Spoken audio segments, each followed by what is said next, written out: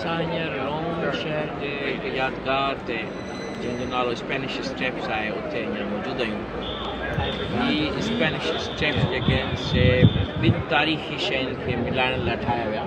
हिन में तक़रीबन 365 स्टेप्स आहिनि जंहिंखे इन करे तमीर करायो वियो त हिकु स्पेनिश स्क्वायर जेको हेठि रोम शहर में हिते साम्हूं नज़र अचे थो, हेठि साम्हूं नज़र अचे थो, जिते केतिरी ख़ल्क़ वेठी आहे, हितां खां वठी हितां साम्हूं मथे जेको ट्रिनिटा चर्च आहे, इन ॿिन्ही खे जो संगम करण जे लाइ या माण्हुनि खे इन चर्च में मोकिलण जे लाइ हिकिड़ो फ्रेंच जो हिकिड़ो डिप्लोमेट हो जेको हिते रहियल हो इटली में, उनजो नालो हो स्टीफन ट्रेफनी। उन खे फंडिंग करे ऐं इटली ऐं फ्रेंच जे ताउन सां ही स्टेप्स ठाहिराया त जीअं माण्हुनि खे चर्च में पहुचण में आसानी थिए।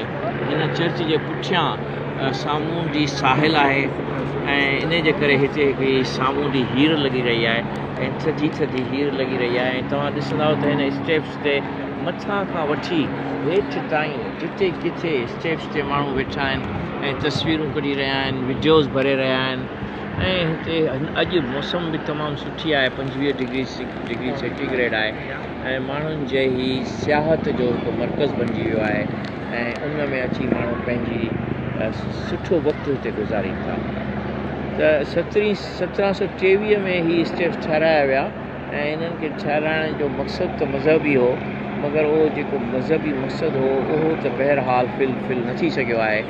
ऐं यूरोप में असां जिन बि अहिड़ियुनि तारीख़ी जायुनि ते घुमिया आहियूं जिन ते जेका फंडिंग कई वई हुई उहा त मज़हबी ख़्याल खां कई वई हुई त माण्हू जेको आहे जीअं चर्च में दाख़िलु थियण जे लाइ उनखे पहुचण में आसानी थिए। मगर पोइ काफ़ी सालनि खां चर्चिस जो जेको गुज़रान आहे या जेको चर्चिस जो जेको मामूल आहे उहो हाणे तब्दील थी वियो आहे। उते माण्हू एतिरो इबादत करण जे लाइ कोन था वञनि जेतिरो की मस्जिदुनि में वञनि था। पर पोइ ही जेके यादगार आहिनि इहे हिकिड़ा तारीख़ी यादगार थी विया आहिनि ऐं इन्हनि जी जेका आर्किटेक्चरल ब्यूटी आहे या इन्हनि जो जेको तफ़रीही मज़ो आहे उहो माणण जे लाइ हिते कई सयाह अचनि था मुख़्तलिफ़ मुल्कनि मां।